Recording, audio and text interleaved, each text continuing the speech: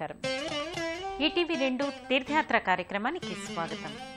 మన దేశంలో ఉన్న సుప్రసిద్ధ సుబ్రహ్మణ్యేశ్వర స్వామి వారి క్షేత్రాలలో తిరుత్తణి కూడా ఒకటిగా విరాజిల్లుతోంది. తమిళనాడులోని చెంగల్పట్టు జిల్లాలో ఉన్న ఈ దివ్యక్షేత్రం శ్రీ సుబ్రహ్మణ్యేశ్వర స్వామి వారి లీలా విశేషాలతో పునీతమైంది. మహిమాన్వితమైన తిరుత్తణి దివ్యక్షేత్ర విశేషాలేమిటో మనం ఇప్పుడు వీక్షిద్దామా?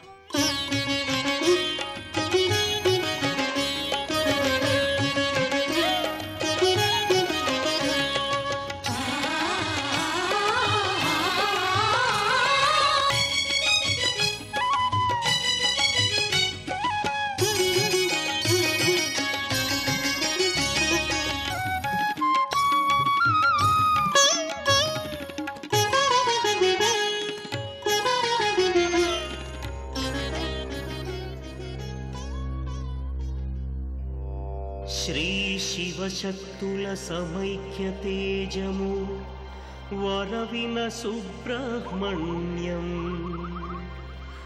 షట్కోణాంచిత చిన్మయ దీధితి కార్తికేయ శుభరూపం గురు గుహాయనిడి పరాత్పరం ఇది జ్ఞానయోగ ఫలసారం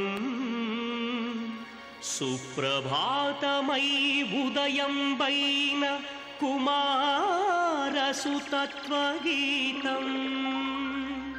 ఓం సుబ్రహ్మణ్య స్వామియే నమః. ఓం కార్తికేయ నమః. ఓం మంగళాయ నమః. ఓం ఆశ్రితజన రక్షకాయే నమః అంటూ శ్రీ సుబ్రహ్మణ్యేశ్వర స్వామివారి నామస్మరణతో పునీతమవుతున్న దివ్యక్షేత్రం తిరుత్తణి.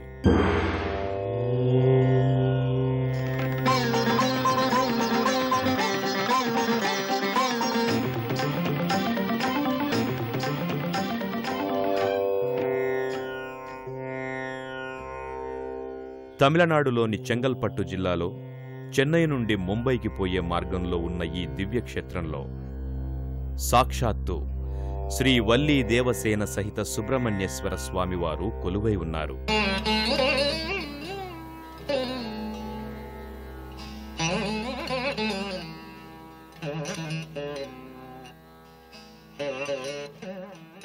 తమిళనాడులోని సుబ్రహ్మణ్యేశ్వర స్వామి క్షేత్రాలలో ప్రముఖమైందిగా 5వదిగా విరాజిల్లుతున్న ఈ దివ్యక్షేత్రం తమిళ ప్రజలందరికీ ఆరాధ్య క్షేత్రం. తమిళుల ఇష్టదైవంగా పిలువబడుతున్న కార్తికేయుడు ఇక్కడ మురుగ పెరుమాళ్లుగా పూజలందుకుంటున్నారు.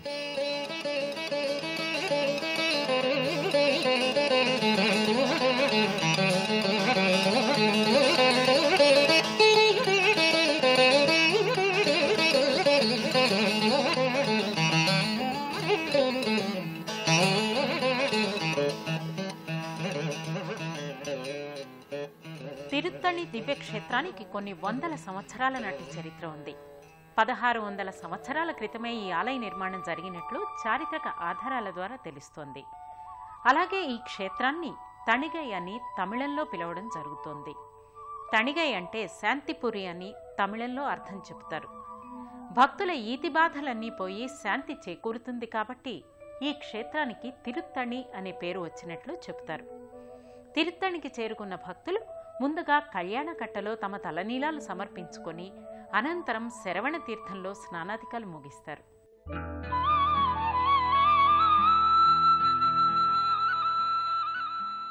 దేశంలోనే ప్రసిద్ధమైన సుబ్రహ్మణ్యేశ్వర స్వామి క్షేత్రాలలో ఒకటిగా విరాజిల్లుతున్న ఈ దివ్యక్షేత్రాన్ని చేరుకోవటానికి తిరుపతి వరకు వెళ్లి అక్కడ్నుంచి బస్సు లేదా రైల్లో ప్రయాణించాలి. సుబ్రహ్మణ్యేశ్వర స్వామివారి లీలా విశేషాలతో పునీతమవుతున్న ఈ దివ్యక్షేత్రాన్ని చేరుకునే మార్గం సుందర ప్రకృతి రమణీయ దృశ్యాలను శోభిస్తుంది.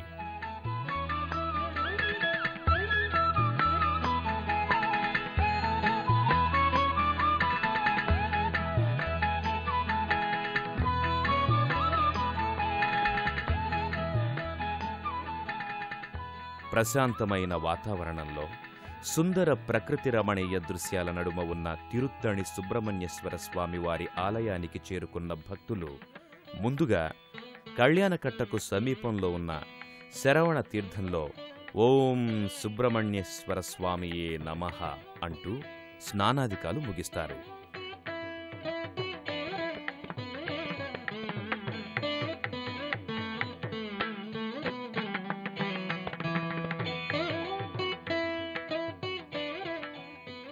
అనంతరం ఇక్కడే ఉన్న దుకాణాలలో స్వామివారికి ప్రీతిపాత్రమైన పూజా ద్రవ్యాలను కొనుగోలు చేసుకుని స్వామివారి దర్శనం కోసం కొండపైకి బయలుదేరుతారు.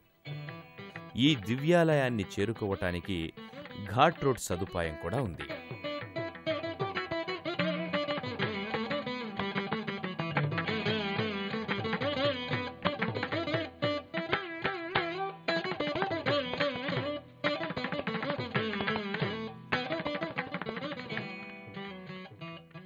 తమిళుల ఆరాధ్య దైవం సుబ్రహ్మణ్యేశ్వర స్వామి. వారు స్వామిని మురుగు పెర్మాళ్ అని భక్తితో పిలుచుకుంటారు.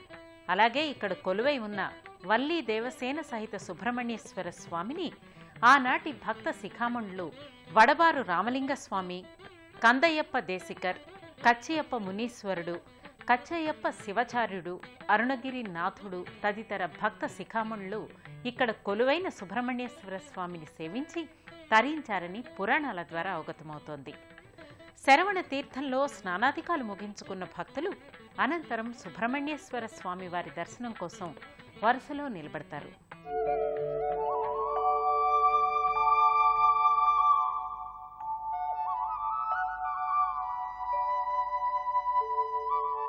తిరుత్తణి శ్రీ సుబ్రహ్మణ్యేశ్వర స్వామివారి ఆలయానికి చేరుకున్న భక్తులు ముందుగా ఆలయానికి ఒక పక్కన ఉన్న ముడుపుల దీపస్తంభానికి చేరుకుంటారు.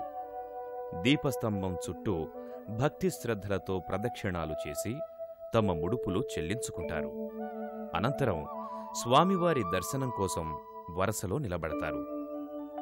విశాలమైన ప్రాంగణంలో సుందర ప్రశాంత వాతావరణంలో ఉన్న ఈ దివ్యాలయం నిత్యమూ భక్తులతో కిటకిటలాడుతుంది. స్వామివారి దర్శనం కోసం వరసలో నిలబడిన భక్తులు కొంచెం ముందుకు వెళితే ప్రధానాలయ ప్రాంగణానికి వెళ్లడానికి మెట్ల మార్గం వస్తుంది. ఈ మెట్ల మార్గం వెంబడి వెళ్లే భక్తులకు కుడిచేతి భాగంలో విఘ్నేశ్వరుని శిలాప్రతిమ దర్శనమిస్తుంది.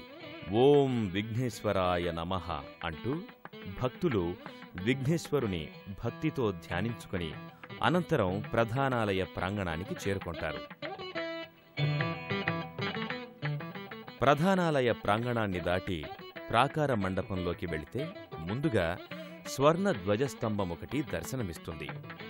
దీనిమీద విఘ్నేశ్వరుడు శక్తిహస్తం దర్శనమిస్తాయి. అత్యంత ప్రకాశవంతంగా దర్శనమిచ్చే ఈ ధ్వజస్తంభ దర్శనం సర్వపాపాలను హరిస్తుందని భక్తులు చెబుతారు. ఆ కారణంగానే ధ్వజస్తంభానికి భక్తి శ్రద్ధలతో చేతులు జోడిస్తారు. ధ్వజస్తంభానికి ఎదురుగా చిన్న మండపంలో విఘ్నేశ్వరుడు, వారికి పక్క శిలారూపంలో ఉన్న ఏనుగు దర్శనమిస్తాయి. దేవసేన అమ్మవారి వివాహ సమయాన స్వామివారికి ఐరావతాన్ని ఇంద్రుడు శ్రీధనంగా ఇచ్చారట. ఐరావతాన్ని ఇవ్వగానే ఇంద్రుని ఐశ్వర్యం తగ్గిందట. దాంతో ఇంద్రుడు తిరిగి స్వామివారిని ప్రార్థించగా స్వామివారు ఐరావతాన్ని ఇవ్వడానికి అంగీకరించారట.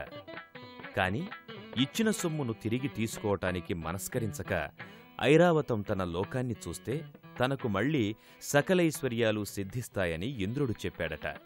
ఆ కారణంగానే ఇక్కడ ఏనుగు తూర్పు దిశను చూస్తున్నట్లుగా ఉంటుందని పురాణాల ద్వారా అవగతమవుతోంది.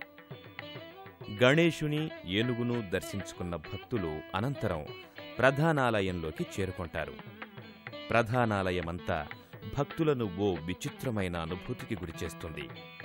సుందర శిల్పచిత్రరాజాలను ఆవిష్కరించే పొడవైన స్తంభాలు, ప్రాకారాలు ప్రధానాలయ ప్రాంగణమంతా విస్తరించి భక్తులను మరో లోకానికి తీసుకువెళ్తాయి.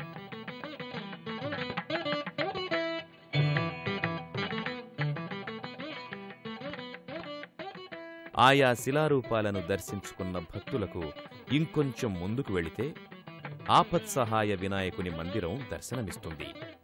ఈ మందిరంలో కొలువై ఉన్న ఆపత్సహాయ వినాయకుడు భక్తులకు ఎలాంటి విఘ్నాలు లేకుండా కాపాడతాడని చెబుతారు.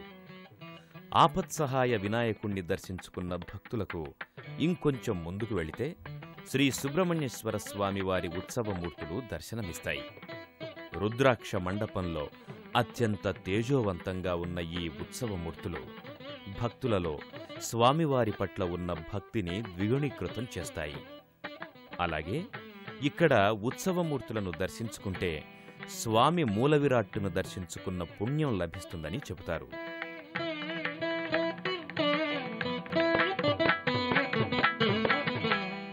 దేవేంద్రుడు ఇచ్చట సుబ్రహ్మణ్యేశ్వర స్వామిని నీలోత్వలమగు చెంగల్వపులతో అర్పించినట్లు పురాణాల ద్వారా అవగతమవుతోంది. రాముడు ఇచ్చట కొలువై ఉన్న స్వామిని సేవించి రావణుని జయించగల అస్త్రాదులను పొందడంతో పాటు రావణుని జయించి తిరిగి వచ్చే సమయాన మరలా కుమారస్వామిని సేవించి శివజ్ఞానాన్ని పొందాడని పురాణాల ద్వారా అవగతమవుతోంది. సుబ్రహ్మణ్యేశ్వర స్వామి దర్శనం కోసం వరుసలో నిలబడిన భక్తులు గర్భాలయంలో శ్రీ సుబ్రహ్మణ్యేశ్వర స్వామి వారి దివ్య మంగళ శిలారూపాన్ని దర్శించి భక్తులు భక్తి శ్రద్ధలతో చేతులు జోడిస్తారు.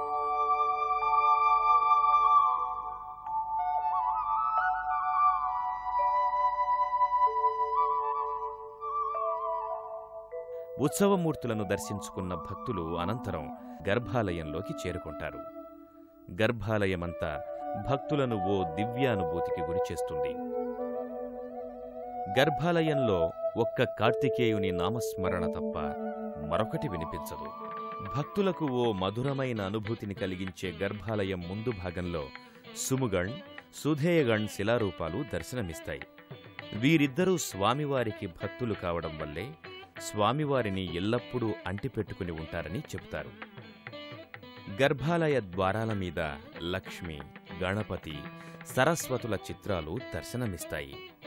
వాటిని దర్శించుకున్న భక్తులు అనంతరం గర్భాలయంలో కొలువై ఉన్న వల్లీ దేవసేన సహిత సుబ్రహ్మణ్యేశ్వర స్వామివారి దివ్యమంగళ శిలారూపాన్ని దర్శించుకుని ఓం సుబ్రహ్మణ్యేశ్వర స్వామియే నమః, ఓం కార్తికేయ నమః, ఓం మంగళాయ నమః అంటూ భక్తి శ్రద్ధలతో చేతులు జోడించి, తండ్రి కార్తికేయ, మా బాధలను తొలగించి మాకు సకలైశ్వర్యాలు సిద్ధించేట్టు అనుగ్రహించు స్వామి అంటూ ప్రణమిల్లుతారు. శివగౌరీ సుత గజముఖ సోదర సుప్రభాత సేవ ఇదే, తూరుపు వేదికపై వెలిగే రవిబింబం, నమో నమో సుబ్రహ్మణ్య శ్రీ వరదా, ఉషోదయం నేను కొలిపినది నీ కృతిగా,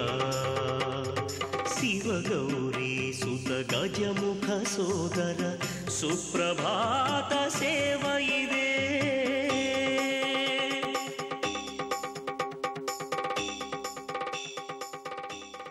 సూరసంహారానికి అవతల సుబ్రహ్మణ్య స్వామి ఉగ్రం తగ్గి తిరుత్తణిలోకి వచ్చి వేంచేసి నిలిచినట్టుగా ఒక ఐదీకం. దాని తర్వాత శ్రీవల్లి వివాహం తిరుత్తణిలో జరిగినట్టుగా ఒక ఐదీకం ఉంది. ఇది వచ్చి ఉత్సవమూర్తి సన్నిధి అని పేరు. శ్రీవల్లి దేవసేన సమేత శ్రీ సుబ్రహ్మణ్య స్వామి ముగ్గురు ఉంటారు ఈ ఇంట్లో. పైన వచ్చి రుద్రాక్ష మండపం. రుద్రాక్ష మండపంలోకి వచ్చి ఒక దర్శనం చేసేది చాలా విశేషం. ఇది వచ్చి 5వ క్షేత్రం ఇది వచ్చి అందువల్ల పుష్పకావళ్ళు వచ్చి విశేషంగా సుబ్రహ్మణ్య స్వామికి చెల్లిస్తారు. 1,15,000 కావళ్ళకి తక్కువ లేకుండా ఆడిగిత్తిగా ఫెస్టివల్లో వస్తుంది. పుష్పకావళ్ళు వచ్చి జనాలు మొక్కుబడి చేసుకొని వాళ్ళు పుష్పకావళ్ళు తెస్తారు. ఒక తట్టు పుష్పమాల, ఒక తట్టు టెంకాయ, పండు, కర్పూరం, ఊదువత్తి ఇంతవరకు తెచ్చి స్వాముల వారికి చెల్లిస్తారు. అది ఇక్కడ ఒక విశేషం. అది లేకుండా సుబ్రహ్మణ్య స్వామి వచ్చి శ్రీవల్లి వివాహం తిరుత్తణిలో జరిగినట్టుగా ఒక ఐదీకం కలదు. అందువల్ల సుబ్రహ్మణ్య స్వామికి వచ్చి శ్రీవల్లి వివాహం ఇక్కడ విశేషంగా జరుగుతుంది. కొన్ని దేవాలయాల్లో ఒక బ్రహ్మోత్సవం ఉంటుంది. ఇక్కడ వచ్చి 2 బ్రహ్మోత్సవాలు. ఎందువల్ల అంటే శ్రీవల్లి వివాహానికి ఒక బ్రహ్మోత్సవం, దేవసేన వివాహానికి ఒక బ్రహ్మోత్సవం. అందువల్ల 2 బ్రహ్మోత్సవాలు ఇక్కడ జరుగుతుంది. శివగౌరీ సుత గజముఖ సోదర సుప్రభాత సేవ ఇదే.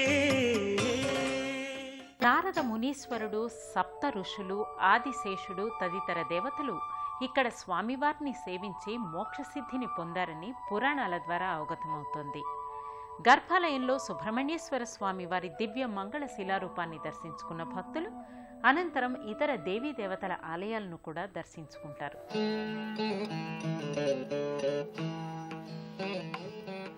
గర్భాలయంలో శ్రీ సుబ్రహ్మణ్యేశ్వర స్వామి వారిని దర్శించుకున్న భక్తులు అనంతరం ఇదే ప్రాంగణంలో ఉన్న దేవయాని సన్నిధికి, శ్రీవల్లి అమ్మవార్ల సన్నిధికి చేరుకుని భక్తి శ్రద్ధలతో చేతులు జోడిస్తారు.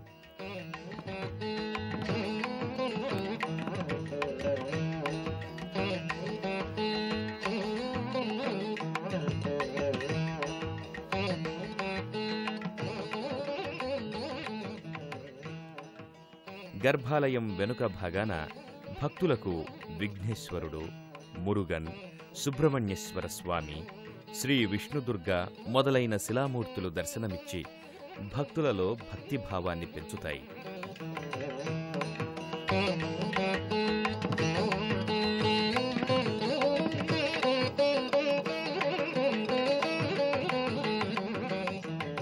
సుబ్రహ్మణ్యేశ్వర స్వామిని దర్శించుకున్న భక్తులు అనంతరం ఇక్కడ సమీపంలో ఉన్న వీరటీశ్వరన్ ఆలయానికి చేరుకుని భక్తి శ్రద్ధలతో స్వామిని కొలుస్తారు.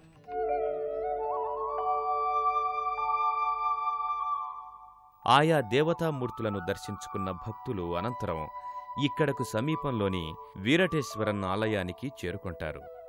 సుందర ప్రశాంత వాతావరణంలో ఉన్న ఈ ఆలయం అత్యంత పురాతనమైందిగా శాసనాల ద్వారా అవగతమవుతోంది. ఆలయానికి ముందు భాగంలో ధ్వజస్తంభానికి సమీపంలో నందీశ్వరుడు దర్శనమిస్తాడు. నందీశ్వరుని దర్శించుకుని గర్భాలయంలోకి ప్రవేశించిన భక్తులకు సూర్యుడు, గణపతి, సప్తమాతృకలు, వీరభద్రుని శిలారూపాలు దర్శనమిస్తాయి. ఆయా శిలామూర్తులను దర్శించుకున్న భక్తులు అనంతరం గర్భాలయంలో ఉన్న వీరటేశ్వరన్ దివ్యమంగళ లింగరూపాన్ని దర్శించుకొని తన్మయత్వంలో మునిగి తేలుతూ హరహర శంభో శంకర సాంబశివాయ నమఃశివాయ నమఃశివాయ అంటూ భక్తితో చేతులు జోడిస్తారు. వీరటేశ్వరన్ స్వామివారి దివ్యమంగళ లింగరూపాన్ని దర్శించుకున్న భక్తులు ఇదే ఆలయంలో ఉన్న జ్ఞానాంబిక అమ్మవారిని కూడా భక్తి శ్రద్ధలతో దర్శించుకుంటారు.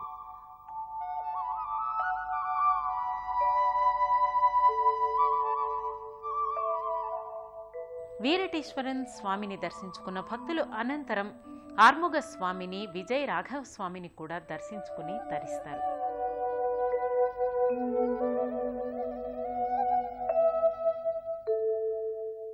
అత్యంత ప్రాచీనమైన ఆలయంగా పేరుగాంచిన ఈ ఆలయం ప్రశాంతమైన వాతావరణంలో దర్శనమిస్తుంది. ఈ ఆలయంలోకి ప్రవేశించగానే భక్తులకు ఓ పక్క విఘ్నేశ్వరుడు, సూర్యభగవానుడు, శివుని మూర్తులు దర్శనమిస్తాయి. గర్భాలయంలో ఆర్ముగస్వామి దివ్యమంగళ శిలారూపాన్ని దర్శించుకుని అలౌకికమైన ఆనందానికి గురవుతారు. అనంతరం ఇక్కడకు సమీపంలోని విజయరాఘవస్వామి ఆలయానికి చేరుకుంటారు. అతి పురాతనమైన ఈ ఆలయంలో జయ విజయులు, ఆళ్వార్లు, విశ్వత్సేనుడు, వైఖానసగురు, విష్ణువు శిలారూపాలు భక్తులలో భక్తి ప్రపత్తులను పెంచుతాయి. వాటిని దర్శించుకున్న భక్తులు అనంతరం గర్భాలయంలో కొలువై ఉన్న విజయరాఘవస్వామి, శ్రీదేవి, భూదేవి అమ్మవార్ల దివ్యమంగళ శిలారూపాలను దర్శించుకుని దివ్యానుభూతికి లోనవుతారు. స్వామివారికి రోజూ జరిగే వసంతోత్సవం నయనానందకరం. అత్యంత ఘనంగా నిర్వహించే వసంతోత్సవ విశేషాలేమిటో పరిశీలించండి.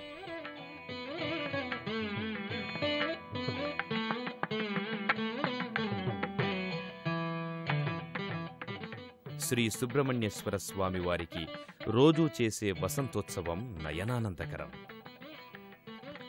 పల్లకి వాహనుడైన స్వామిని చూసిన భక్తులకు ఆ సమయంలో నిజంగా స్వామే పల్లకి ఎక్కి ఊరేగుతున్నారా అన్న అనుభూతి కలుగుతుంది.